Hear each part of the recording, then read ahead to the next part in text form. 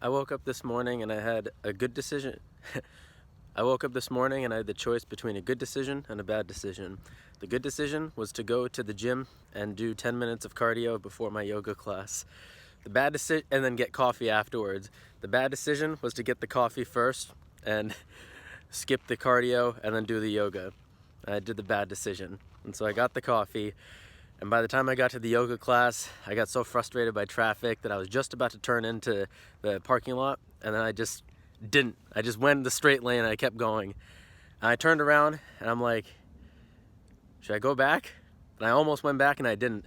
I started driving around this parking lot with my coffee, and I started texting some of my friends when I was parked, and I was texting one of my friends, and he said, enjoy the nature of creation or whatever while you're drinking your coffee. And I said, okay. And I just was listening to music. Led Zeppelin. I'm going through Led Zeppelin albums right now. There are 8, and I'm on the 5th one, Houses of the Holy. I'm trying to listen to each one twice before I go to India in 2 weeks. And I've gone through 1.5 runs of Houses of the Holy this morning. And I don't know, something when you're drinking coffee and listening to music and driving around and looking at trees and not really thinking about too much is really nice. And so I started driving more and more, and I entered into a neighborhood that I'd never ever entered into before. And I kept driving, and I ended up in this park, which I never knew existed. Never been here, didn't think about it, just ended up coming here. And I wasn't about to film this today. I was just gonna walk around the park, but here I am filming it because I don't know, the nature, something called me to do it. And it's interesting, I just texted my friend and said, I'm skipping yoga and I'm drinking coffee, and he said, enjoy nature while you're driving around, and here I am. So anyway,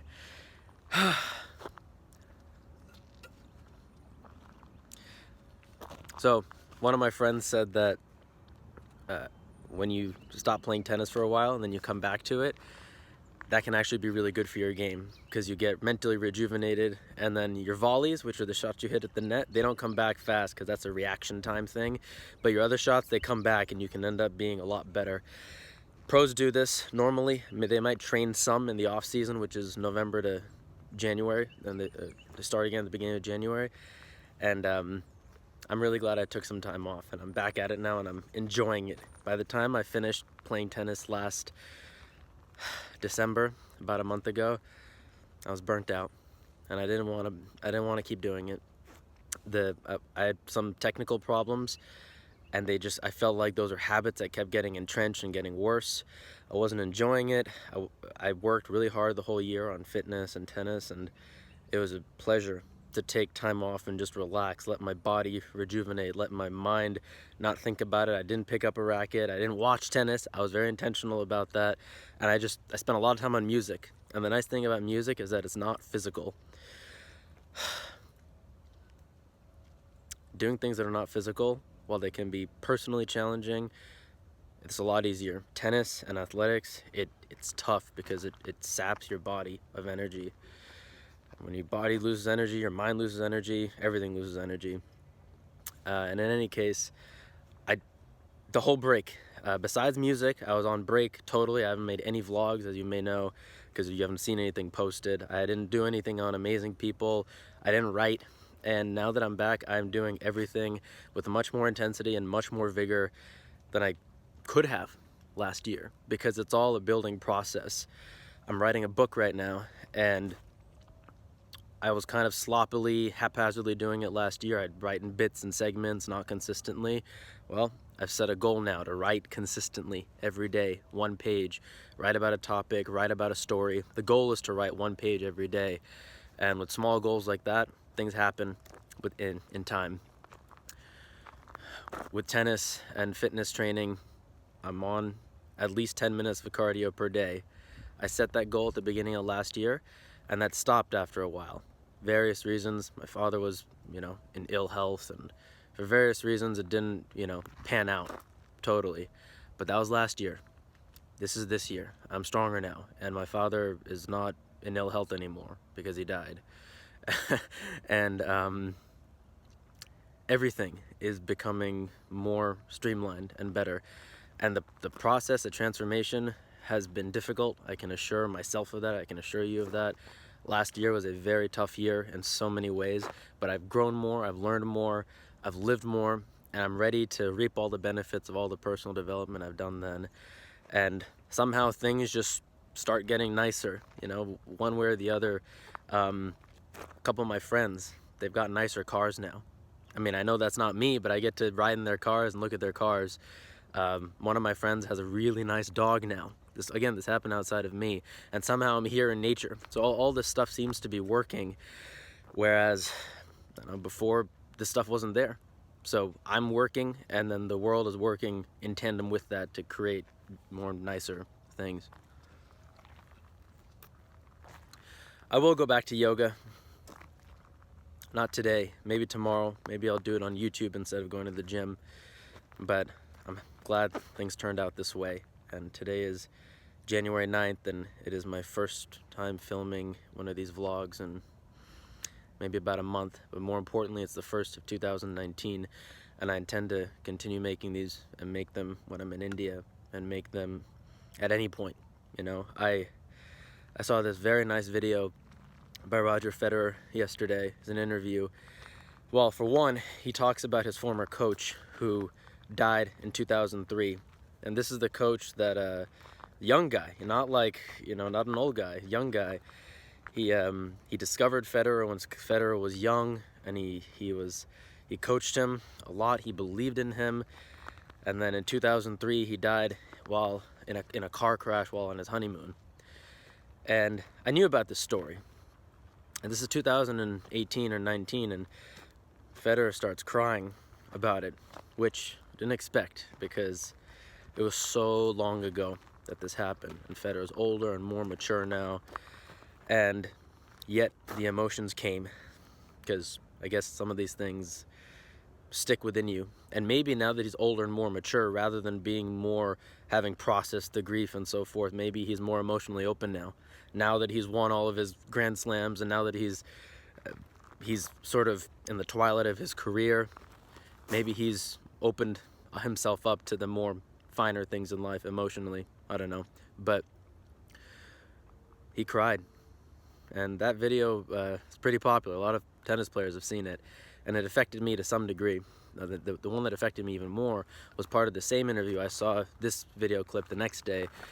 He says that he would prefer to be more famous for his philanthropic efforts than for his tennis playing, which is very interesting because I don't know how famous he is for his philanthropic efforts, though what he does is very significant. I don't know what the fame aspect is. He has the Roger Federer Foundation, and that provides education and probably shelter and housing and stuff for South African kids. And he started in 2003 when he won Wimbledon. And he said that when I knew I was going to make money or make a lot of money, I knew I had to give back. And my mom had a big part in that. And I think in 2008, they were servicing 100,000 kids, and they had a goal to reach 1 million kids by 2018. And I've known about this for a few years. Turns out they reached their goal.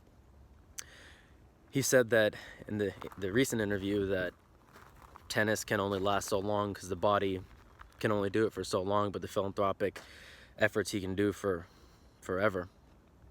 And I think that's really noble and admirable, and I think that's one of the reasons that, I mean, it's one of the reasons people admire him. There are many reasons, but it's all an outflow from who and what he is. It's not necessarily something that he's doing to calculate to see if he can get more endorsements by looking like a nice guy, by giving money to underprivileged kids. He genuinely means it. He puts his time in his busy schedule to do it, and he does it. And those are the things that have the most impact. And that's why, again, I'm here in the forest filming this now, because what the Federer video opened up in me is that what I've already known, but which is becoming stronger and stronger in the face of doubt, in the face of fatigue, in the face of stress. Why am I doing any of this? And I want to make the world a better place. And though I love music, and though I love tennis, and though I love this, I want everything to work in a cohesive, as a whole, to inspire people to do better. I think that I can inspire people to change their minds on things and inspire them to reach the heights of what they're capable of. That's the point of Amazing People. Amazing People is to show that not everything's as negative as you see in the news, which normally talks about negative things, and that there are amazing people out there who are doing amazing things, and that if we see them, we can learn from them. If we learn about what they do, how they did it, how they got there, what their thought processes were, that we can all become a little bit more like that. Similarly, for my channel, I talk about my life and I talk about my thoughts, and I think those can help also. So, and a similar energy gets put into the music. While I don't want to be too intentional with music because it can strip it of its artisticness if you're getting too cerebral about it and too intentional, I generally want there to be a positive spirit behind it, and I want it to touch and move people.